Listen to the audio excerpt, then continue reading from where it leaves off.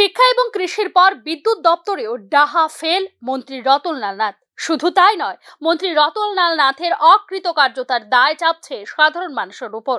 আর এর কারণে আর্থিকভাবে ক্ষতিগ্রস্ত হচ্ছেন রাজ্যের একটা বিশাল অংশের সাধারণ মানুষ। বিদ্যুৎ দপ্তরের নির্দেশে 10 মাসের মধ্যে দ্বিতীয়বার গত 14ই আগস্ট 7.15% হারে বিদ্যুৎ মাশুল বৃদ্ধি করেছে ত্রিপুরা রাজ্য বিদ্যুৎ রেগুলেটরি কমিশন। শুধু তাই নয়, একই সঙ্গে বৃদ্ধি করে 23% ফিক্সড চার্জ। কিন্তু 21 আগস্ট অর্থাৎ আরো 7 দিন পর সংবাদ মাধ্যমে প্রকাশিত হওয়ার পরে ভোক্তারা জানতে পারেন বিদ্যুৎ দপ্তর এবং রেগুলেটরি কমিশন এই সিদ্ধান্ত। তাৎপর্যপূর্ণ বিষয় হলো, অতি ভারী বর্ষণের ফলে ওই সময় বিপর্যয়কর বন্যার কবলে ছিল রাজ্যের মানুষ। অথচ প্রায় সম পরিমাণ অর্থাৎ 6.49% হারে বিদ্যুৎ মাশুল ও 11% ফিক্সড চার্জ বৃদ্ধি করা হয়েছিল এই সিদ্ধান্তের মাত্র 10 থেকে 11 মাস আগে, অর্থাৎ 2023 সালের সেপ্টেম্বর মাসে। এভাবে এক বছরের মধ্যে দুবার বিদ্যুৎ মাশুল ও ফিক্সড চার্জ বৃদ্ধি করা কোনো যুক্তিতে না মানতে পারা সত্ত্বেও বন্যার বিপর্যয়কর পরিস্থিতির কারণে প্রতিবাদ করার সুবিধা পায়নি রাজ্যের সাধারণ মানুষ। বিধ্বংসী বন্যায় বিপর্যয়কর প্রভাব এখনো বর্তমান। ক্ষতিগ্রস্ত মানুষ ন্যায্য ক্ষতিপূরণ পায়নি এখনো। জনজীবন স্বাভাবিক হতে কত সময় লাগবে তা জানা নেই সরকারেরও। এই পরিস্থিতিতে এইভাবে মূল্য বৃদ্ধির বোঝা চাপিয়ে দেওয়া অনেকটা অন্যায় বলে মনে করেন দুর্দশাগ্রস্ত সাধারণ মানুষ। বিদ্যুৎ দপ্তরের দেওয়া বিবৃতি অনুসারে দপ্তরের লোকসানের বোঝা 962.87 কোটি টাকা।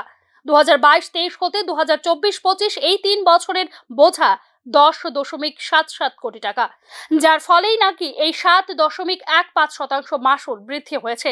অথচ বিদ্যুৎ দপ্তরের দেওয়া বিবৃতি অনুসারে রাজ্যের বিভিন্ন সরকারি দপ্তর এবং প্রতিষ্ঠানগুলিতে বিদ্যুৎ বিল বকেয়া রয়েছে কোটি কোটি টাকা।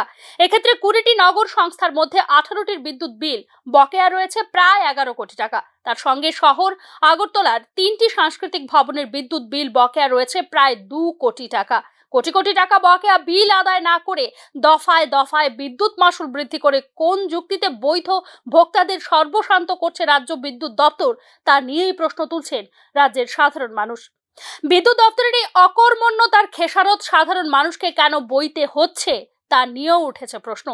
নিউজ নাও এর হাতে আসা তথ্য অনুসারে দফায় দফায় বিদ্যুৎ মাশুল বৃদ্ধি করা হলেও এ সময়ের মধ্যে অতিরিক্ত ব্যয় বাড়েনি রাজ্য বিদ্যুৎ দপ্তরে। শুধু তাই নয়, এই সময়ের মধ্যে দাম বাড়েনি প্রাকৃতিক গ্যাসের। এই সময়ের মধ্যে কর্মচারীদের বেতন বৃদ্ধি হয়নি বা নতুন কর্মচারী নিয়োগও হয়নি, বরং বেসরকারি কোম্পানি নিযুক্ত করে আউটসোর্সিং করা হচ্ছে শ্রমিক কর্মচারী, তুলে দেওয়া হচ্ছে শূন্য পদ। কেন্দ্র কোনো বোঝা বৃদ্ধি করেছে এরকম কোনো বিজ্ঞপ্তিও জারি করেনি রাজ্য বিদ্যুৎ দপ্তর। তাছাড়া বিধানসভা অধিবেশনে এই মাশুল বৃদ্ধি নিয়ে কোনো আলোচনাও করেনি রাজ্যের তথা কথিত সর্বজ্ঞান সম্পন্ন বিদ্যুৎ মন্ত্রী রতনলাল নাথ। তাই এভাবে মাশুল বৃদ্ধি অনৈতিক ও অগণতান্ত্রিক বলে মনে করছেন রাজ্যের সাধারণ মানুষ। রাজ্যের মন্ত্রিসভার ডাহা ফেল মন্ত্রী রতনলাল নাথ এবং তার বিদ্যুৎ দপ্তরের এ ধরনের সিদ্ধান্তের খেসারতের রিপোর্ট শেষ হচ্ছে না এখানেই। প্রিপেড মিটারে গত 3 মাসে বর্ধিত মাশুল, বর্ধিত ফিক্সড চার্জ ও মিটার রেন্ট সহ 25 অক্টোবর থেকে একসাথে কেটে নেওয়ার ফলে মহা বিপাকে পড়েছেন ভোক্তারা। এরিয়ার সহ বিল দিতে বাধ্য করা হচ্ছে রাজ্যের প্রিপেড ভোক্তাদের। পাশাপাশি মাসে মাসে বর্ধিত মাশুল দিতে বাধ্য হচ্ছেন সাধারণ মিটারের ভোক্তারাও। প্রিপেড মিটারে আগে 500 টাকা রিচার্জ করলে যেখানে 105 ইউনিট পাওয়া যেত, এখন রিচার্জ করলে কেউ 20 ইউনিট, কেউ পাচ্ছেন 21 ইউনিট। আগে 1000 টাকা রিচার্জ করলে যেখানে 155 ইউনিট পাওয়া যেত, এখন রিচার্জ করলে 40 ইউনিট বা তার কম পাওয়া যাচ্ছে বলেই অভিযোগ ভোক্তা সাধারণের। এভাবে একসাথে 3 মাসের এরিয়ার কেটে নেওয়া হবে তা আগে থাকতে জানানো হয়নি ভোক্তাদের। এর ফলে ভোগান্তি আরো বেড়েছে বৈধ ভোক্তাদের। রাজ্যের একাংশ নিম্ন আয়ের ভোক্তা সাধারণের পক্ষে এরিয়ার পরিশোধ করে আবার রিচার্জ করা সম্ভব নয় কোনোভাবেই। কাজেই এমনভাবে বর্ধিত বিদ্যুৎ মাশুল জোরপূর্বক পরিশোধ করতে বাধ্য করা নিছক জুলুম ছাড়া আর কিছু নয় বলেই অভিমত রাজ্যের বিদ্যুৎ ভোক্তাদের।